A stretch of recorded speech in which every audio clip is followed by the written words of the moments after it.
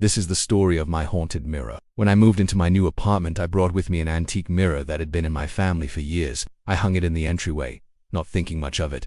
Then strange things began to happen. At first I thought I was just imagining things, but then I knew I was in danger. Let me start from the beginning. I never believed in haunted objects until I saw my own reflection move without me.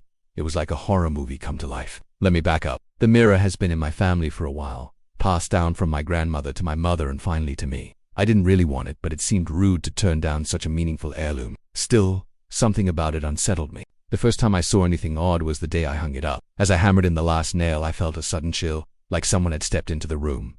But I shrugged it off as nerves. After all, it was just an old mirror. Or was it? It started subtly, like the ghost of a memory. Sometimes I'd catch sight of myself in the mirror and think, who was that other person? I'd turn around slowly, half expecting to see someone standing behind me, but there was no one there. Other times I'd see my reflection do something, like lift its hand, but when I turned around I was still frozen in place. It was like being trapped in a nightmare where you can't move or scream. Then there were the scratches. I woke up one morning to find my reflection marred by long, deep scratches.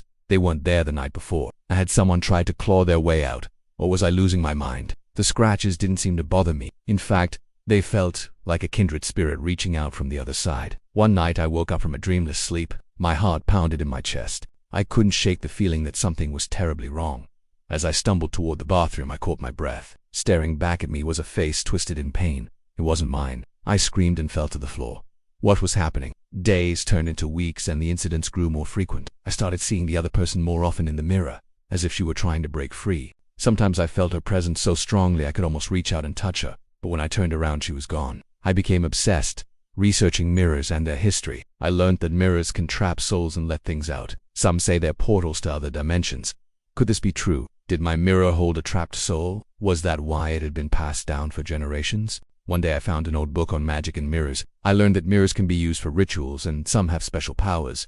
This mirror was no ordinary object. It was a vessel, a gateway, a lyre. It showed me who I wanted to be and whispered sweet nothings about how beautiful I was. But it was all a lie. It was a trick, and I understood. The mirror wasn't just reflecting my image. It was feeding on my soul. I felt drained, empty. I was becoming the other person. I was changing. I decided to destroy the mirror, but it was too late.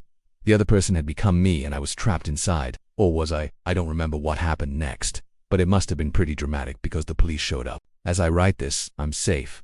Or am I? Here's the thing. If you inherit an anti-mirror, mirrors can be portals to other dimensions. And some say they can trap souls. Be very careful. Now it's your turn. What do? You see your reflection move or try to step out of the mirror? Leave a comment below and let me know. If you enjoyed this scary story, please give it a thumbs up and share it with your friends. Don't forget to subscribe for more terrifying tales. Until next time, sleep tight. And remember, some mirrors are best left unbroken.